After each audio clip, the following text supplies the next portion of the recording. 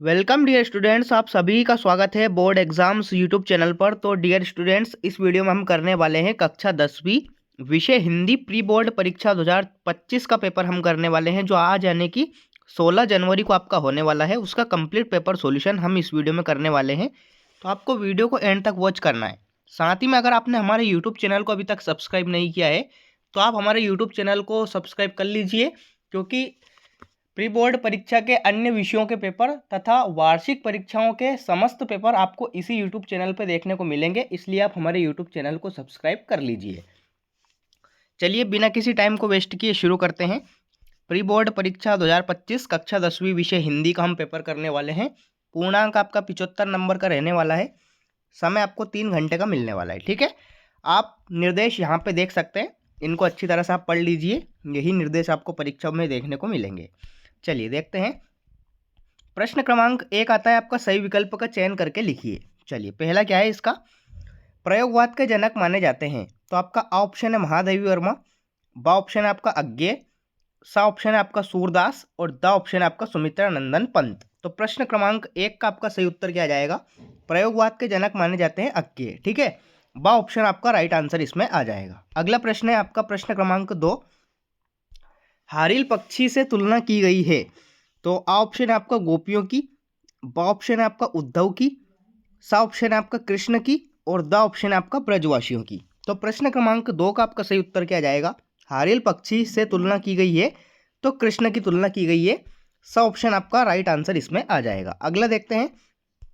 तीसरा है आपका, विभाव अनुभाव व्यभिचारी संयोग दशा निष्पत्ति यह परिभाषा है। तो आपका ऑप्शन है आचार्य विश्वनाथ की, बा ऑप्शन है आपका मम्मट की, सा ऑप्शन है आपका पंडित जगन्नाथ की और द ऑप्शन है आपका भरत मुनि की। तो प्रश्न क्रमांक 3 का आपका सही उत्तर क्या जाएगा, भरत मुनि की, यानी कि द ऑप्शन आपका इस प्रश्न का सही उत्तर रहने वाला है। अगला प्रश्न है आपका चौथा, नेताजी की मूर्ति लगवाई थी। तो आपका ऑप्शन है वन विभाग द्वारा, बा ऑप्शन है आपका नगर पालिका द्वारा, सा ऑप्शन है आपका नगर निगम द्वारा और द ऑप्शन आपका शिक्षा विभाग द्वारा। तो प्रश्न क्रमांक 4 का आपका सही उत्तर क्या जाएगा, नगर पालिका द्वारा, यानी कि ब ऑप्शन आपका राइट आंसर इसमें हो जाएगा। नेक्स्ट अगला आता है आपका पांचवा, जिस समास में प्रथम पद विशेषण और दूसरा पद विशेष्य होता है उसे हम क्या कहते हैं। तो आपका ऑप्शन है द्विगु समास, बा ऑप्शन है आपका द्वंद्व समास, सा ऑप्शन है आपका अव्ययी भाव समास और द ऑप्शन है आपका कर्मधारयी समास। तो प्रश्न क्रमांक 5 का आपका सही उत्तर क्या जाएगा, कर्मधारयी समास, यानी कि द ऑप्शन आपका इस क्वेश्चन का सही उत्तर रहने वाला है। अगला है आपका छठा, माता का आंचल पाठ में भोलानाथ के बाबूजी पाठ करते थे। तो आ ऑप्शन है आपका रामायण का, बा ऑप्शन है आपका गीता का, सा ऑप्शन है आपका चालीसा का और द ऑप्शन है आपका महाभारत का। तो प्रश्न क्रमांक 6 में आपका सही उत्तर क्या जाएगा, रामायण का पाठ करते थे। तो आपका आ ऑप्शन इस क्वेश्चन का सही उत्तर रहने वाला है। तो इस प्रकार से आपके जो सही विकल्प पूछे गए हैं 6 नंबर के, वो यहाँ पे कंप्लीट मैंने आपको बता दिए हैं। अगला प्रश्न देखते हैं। प्रश्न क्रमांक 2 है आपका, रिक्त स्थान की पूर्ति कीजिए। ठीक है, चलिए देखते हैं। पहला है आपका, उत्साह एक रिक्त स्थान गीत है। तो उत्साह एक आह्वान गीत है। ठीक है, आह्वान इसमें आपको राइट आंसर लिखना है, उत्साह एक आह्वान गीत है। नेक्स्ट दूसरा है आपका, भावों को उद्दीप्त करने वाले पदार्थ रिक्त स्थान कहलाते हैं। भावों को उद्दीप्त करने वाले पदार्थ उद्दीपन कहलाते हैं। क्या कहलाते हैं, उद्दीपन। तीसरा है आपका, भाव प्रधान साहित्य को रिक्त स्थान कहते हैं। तो भाव प्रधान साहित्य को हम काव्य कहते हैं। ठीक है, काव्य इसमें आपको सही उत्तर लिखना है। चौथा है आपका, बाल गोविंद भगत की प्रभातियाँ रिक्त स्थान मास से शुरू होती थी। तो ये कार्तिक मास से शुरू होती थी, तो कार्तिक इसमें आपको सही उत्तर लिखना है। पांचवा है आपका, रिक्त स्थान वाक्य से किसी कार्य के निषेध अर्थात ना होने का बोध होता है, उसे हम किस प्रकार के वाक्य कहते हैं। तो उन्हें हम निषेधवाचक वाक्य कहते हैं। ठीक है, निषेधवाचक इसमें आपको सही उत्तर लिखना है। छठा है आपका, साना साना हाथ जोड़ी पाठ गद्य की रिक्त स्थान विधा में लिखा गया है। तो ये आपकी यात्रा वृत्तांत विधा में लिखा गया है। ठीक है, तो इस प्रकार से आपके जो रिक्त स्थान पूछे गए हैं वो यहाँ पे कंप्लीट हो जाते हैं। अगला प्रश्न देखते हैं। प्रश्न क्रमांक 3 है आपका, निम्नलिखित कथनों के समक्ष सत्य या असत्य लिखिए। चलिए देखते हैं इनको। पहला है आपका, वीर व्यक्ति अपनी प्रशंसा स्वयं करते हैं। गलत बात है, वीर व्यक्ति जो होता है वो अपनी प्रशंसा स्वयं नहीं करता है। तो पहले में आपको असत्य राइट आंसर लिखना है। दूसरा है आपका दृश्य काव्य में अभिनव तत्व की प्रधानता होती है, बिल्कुल सत्य बात है इसमें, तो इसमें आपको सत्य लिखना है, ठीक है, दूसरे में आपका सत्य आ जाएगा। तीसरा है आपका नाटक गद्य की गौण विधम आती है, नहीं, नाटक गद्य की प्रमुख विधम आती है, तो असत्य इसमें आपको राइट आंसर लिखना है, ठीक है, तीसरे में हो जाएगा आपका असत्य। चौथा क्या है आपका लखनऊ का बालम खीरा प्रसिद्ध है, बिल्कुल सही बात है, चौथे में आपको सत्य लिखना है।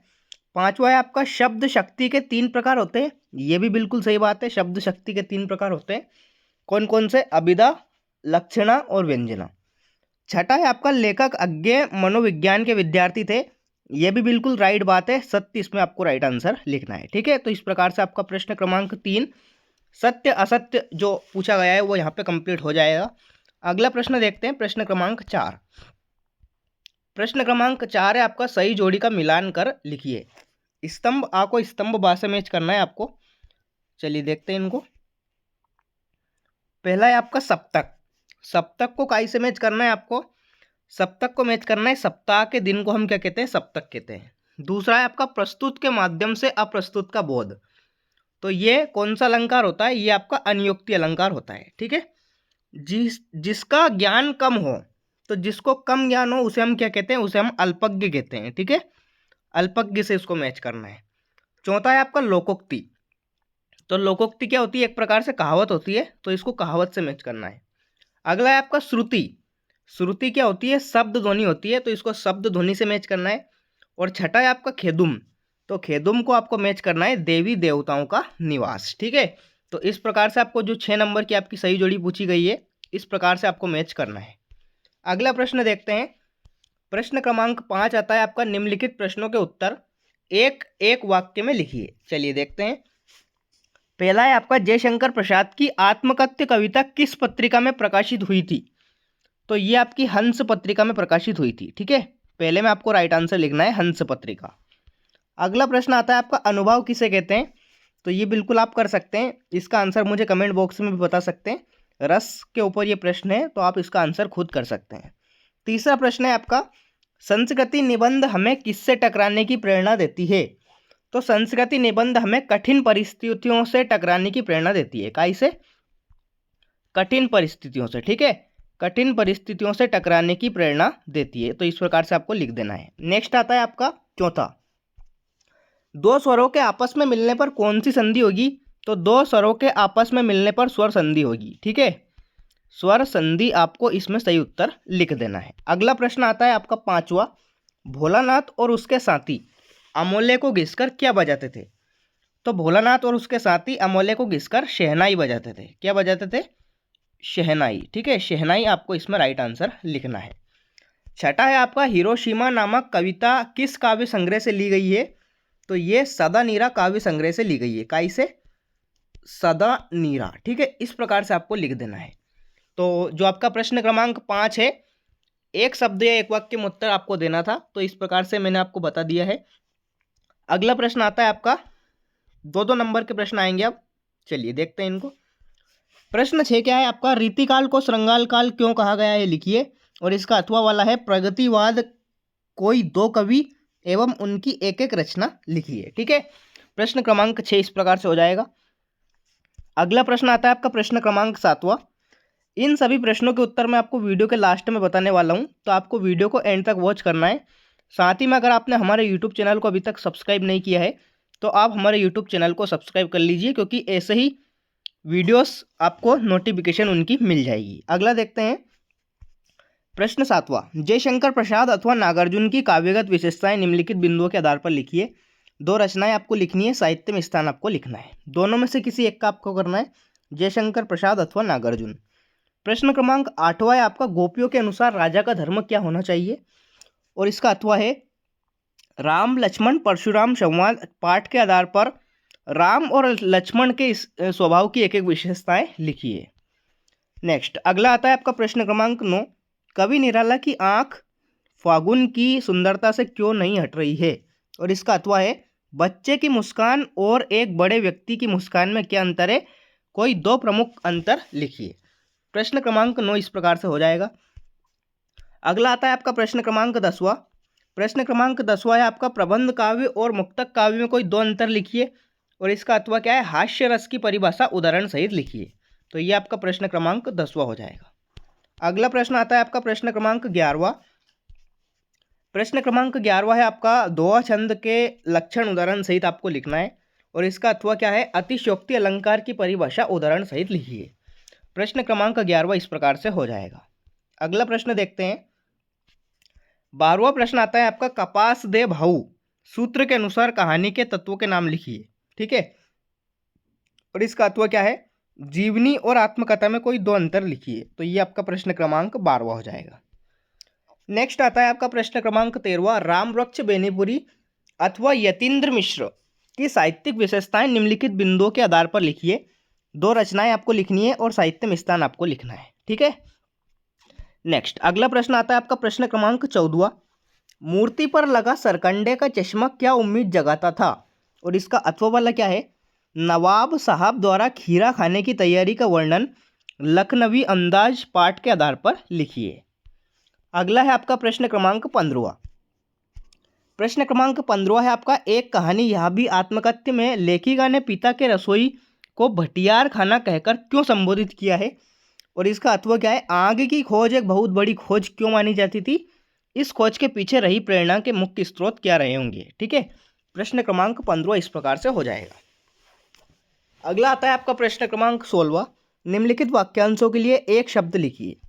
पहला है आपका जो देखने में प्रिय लगे, तो इसे हम क्या बोल सकते हैं, इसे हम प्रियदर्शी बोल सकते हैं। ठीक है, प्रियदर्शी, इसमें आपको राइट आंसर लिखना है प्रियदर्शी। दूसरा है आपका जिसका वर्णन न किया जा सके, तो इसको हम लिख सकते हैं अवर्णनीय। ठीक है, अवर्णनीय, इस प्रकार से आपको लिख सकते हैं। तो प्रश्न क्रमांक 16वां ये हो जाएगा। 16वें का अथवा आपसे पूछा गया है निम्नलिखित वाक्यों में उनके समक्ष लिखे निर्देश अनुसार वाक्यों को परिवर्तित कीजिए। पहला है आपका तुम्हें समय से पढ़ना चाहिए, तो इसको आज्ञावाचक बदलना है, तो इसमें आप लिख सकते हैं तुम समय पर पढ़ो, तो ये आज्ञा हो गई एक प्रकार से। ठीक है, इस प्रकार से आपको लिखना है। दूसरा है सत्य की सदैव जीत होती है, इसको प्रश्नवाचक में बदलना है, तो इसको आप लिख सकते हैं क्या सत्य की सदैव जीत होती है। ठीक है, इस प्रकार से आपको लिख देना है। अगला आता है आपका प्रश्न क्रमांक 17वां। कभी श्वेत तो कभी रंगीन पताकाओं का फहराना की अलग अलग अवसरों की ओर संकेत करता है और इसका अथवा क्या है, कभी लोग स्टॉक में घूमते हुए चक्र को किस नाम से जाना जाता है, उसको घुमाने के पीछे क्या मान्यता है। ठीक है, तो इस प्रकार से आपके प्रश्न क्रमांक 6 से प्रश्न क्रमांक 17 तक जो दो दो नंबर के प्रश्न हैं वो यहाँ पे कंप्लीट हो जाते हैं। चलिए इन सभी प्रश्नों के उत्तर अपन देख लेते हैं। देखते हैं प्रश्न क्रमांक 6 का उत्तर आपकी स्क्रीन पर है। रीतिकाल को श्रृंगार काल क्यों कहा गया है, तो इसका आंसर आपकी स्क्रीन पर है। आप इसको स्क्रीनशॉट लेकर अच्छी तरह से याद कर सकते हैं। मैं यहाँ पे आपको पढ़ के नहीं बताऊंगा क्योंकि आपको टाइम वेस्ट होगा फालतू में, तो आप इसको स्क्रीनशॉट ले लीजिए और इसको अच्छी तरह से याद कर लीजिए। प्रश्न क्रमांक 6 का जो अथवा है वो आपकी स्क्रीन पर है। उसका उत्तर प्रगतिवादी कवि और उनकी रचनाएं, दो कवि दे रखे हैं, सुमित्रा नंदन पंत और उनकी रचनाएं दे रखी है, और यहाँ पे सूर्यकांत त्रिपाठी निराला और उनकी भी 3 रचनाएं दे रखी है। आप 2 रचनाएं याद कर सकते हैं। प्रश्न क्रमांक 6 का अथवा ये हो जाएगा। अगला आता है आपका प्रश्न क्रमांक 7 का उत्तर। जयशंकर प्रसाद की आपको 2 रचनाएं याद करनी है, भाव पक्ष याद नहीं करना है क्योंकि आपसे प्रश्न में रचनाएं और साहित्य में स्थान पूछा गया था, तो 2 रचनाएं आप इनमें से याद कर सकते हैं। साथ ही में साहित्य में स्थान आपको यहाँ पे दे रखा है। ठीक है, साहित्य में स्थान आपको यहाँ से याद कर लेना है। ठीक है, ये याद नहीं करना है आपको, कला पक्ष भाव पक्ष आपको केवल याद करना है, 2 रचनाएं और साहित्य में स्थान। ठीक है, अगला प्रश्न आता है आपका प्रश्न क्रमांक 8। प्रश्न क्रमांक 8 का उत्तर आपकी स्क्रीन पर है, जल्दी से इसको याद कर लीजिए। गोपियों के अनुसार राजा का धर्म क्या होता है। प्रश्न क्रमांक 8 का अथवा जो है वो आपकी स्क्रीन पर है। राम लक्ष्मण की आपको विशेषताएं बतानी थी, तो इसको आपको अच्छी तरह से याद करना है। अगला प्रश्न आता है आपका प्रश्न क्रमांक 9। प्रश्न क्रमांक 9 का उत्तर जो है वो आपकी स्क्रीन पर है। कवि की आंख फागुन की सुंदरता से क्यों नहीं हट रही है, ये आपको प्रश्न क्रमांक 9 का उत्तर हो जाएगा। अगला प्रश्न आता है आपका प्रश्न क्रमांक 9 का अथवा। 9 का अथवा आपको स्क्रीन पर दे रखा है। बच्चे तथा बड़े व्यक्ति की मुस्कान में अंतर आपको लिखना है, तो 2 अंतर आपको यहाँ पे दे रखे हैं, कोई से भी आप कर सकते हैं। अगला आता है आपका प्रश्न क्रमांक 10वां। प्रबंध काव्य और मुक्तक काव्य में अंतर आपको लिखना है, तो 2 अंतर दे रखे हैं। आप इनको अच्छी तरह से याद कर लीजिए। प्रश्न क्रमांक 10वां ये हो जाएगा। अगला आता है आपका प्रश्न क्रमांक 10वें का अथवा। हास्य रस की परिभाषा उदाहरण सहित आपको लिखना है। तो यहाँ पे परिभाषा दे रखी है आपकी और यहाँ पे आपका उदाहरण दे रखा है। प्रश्न क्रमांक 10वें का अथवा ये हो जाएगा। अगला आता है आपका प्रश्न क्रमांक 11वां। दोहा छंद की लक्षण और आपको उदाहरण लिखना था। तो दोहा छंद की परिभाषा आपको दे रखी है और उदाहरण भी आपको दे रखा है, तो आप इसको याद कर सकते हैं। प्रश्न क्रमांक 11वें का उत्तर ये होने वाला है। अगला आता है आपका प्रश्न क्रमांक 11वें का अथवा। अतिशयोक्ति अलंकार की परिभाषा और उदाहरण। ठीक है, प्रश्न क्रमांक 11वें का अथवा का उत्तर ये हो जाएगा। परिभाषा और उदाहरण आपको दोनों दे रखा है, तो आप इसको अच्छी तरह से याद कर लीजिएगा। नेक्स्ट है आपका प्रश्न क्रमांक 12वां। कपास दे भाऊ, ये इस प्रकार से इनका फुल फॉर्म हो जाएगा। कपास दे भाऊ, कथा वस्तु चरित्र चरण कथोपकथन देशकाल भाषा उद्देश्य शैली। ठीक है, प्रश्न क्रमांक 12वें का उत्तर ये होने वाला है। अगला आता है आपका प्रश्न क्रमांक 12वें का अथवा। आत्मकथा और जीवनी में कोई दो अंतर आपको लिखना था, तो दो अंतर आपकी स्क्रीन पर है, आप इनको याद कर लीजिए। अगला आता है आपका प्रश्न क्रमांक 13वां।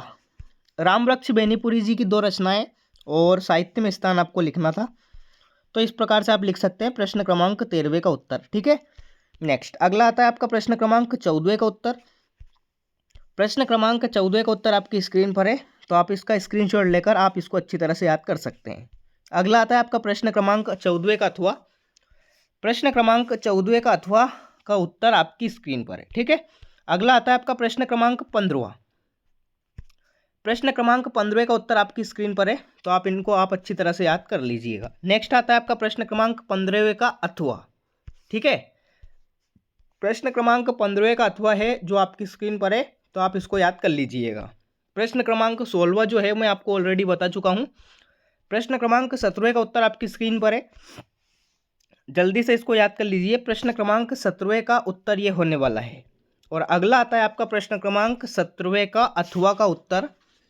लॉन्ग स्टॉक में घूमते हुए चक्र को धर्म चक्र कहते हैं।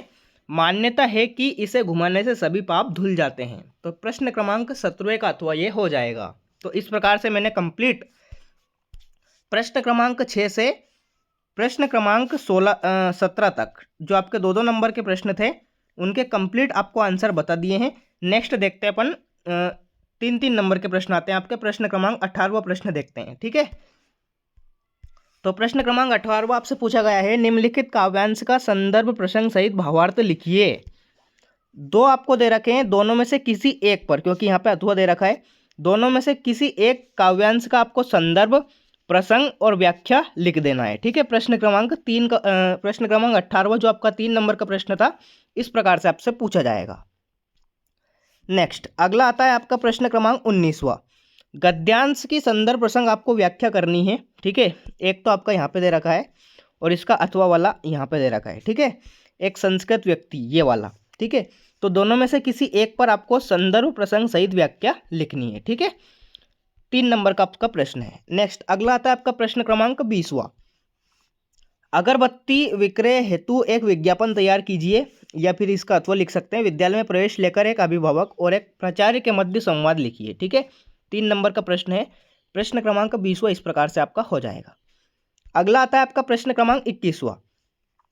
निम्नलिखित अपठित गद्यांश या फिर काव्यांश दो दे रखे हैं आपके, दोनों में से किसी एक को पढ़कर नीचे दिए गए प्रश्नों के उत्तर आपको देना है। तो ये आपका एक काव्यांश है। 3 प्रश्न आपके यहाँ पे पूछे गए हैं। जिनको काव्यांश नहीं करना है वो यहाँ पे गद्यांश भी दे रखा है, गद्यांश आप कर सकते हैं। यहाँ पे भी आपके 3 प्रश्न पूछे गए हैं। ठीक है, तो दोनों में से कोई सा भी आप एक कर सकते हैं। प्रश्न क्रमांक 21वां इस प्रकार से हो जाएगा, ये आपका 4 नंबर का है। अगला आता है आपका प्रश्न क्रमांक 22वां।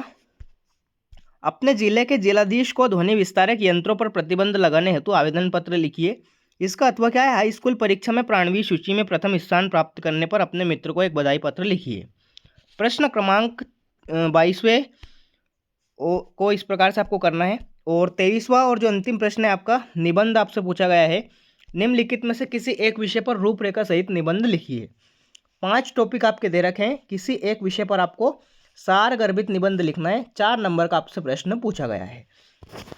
तो डियर स्टूडेंट्स, इस प्रकार से मैंने आपको कक्षा 10वीं प्री बोर्ड परीक्षा का कंप्लीट पेपर यहाँ पे बता दिया है।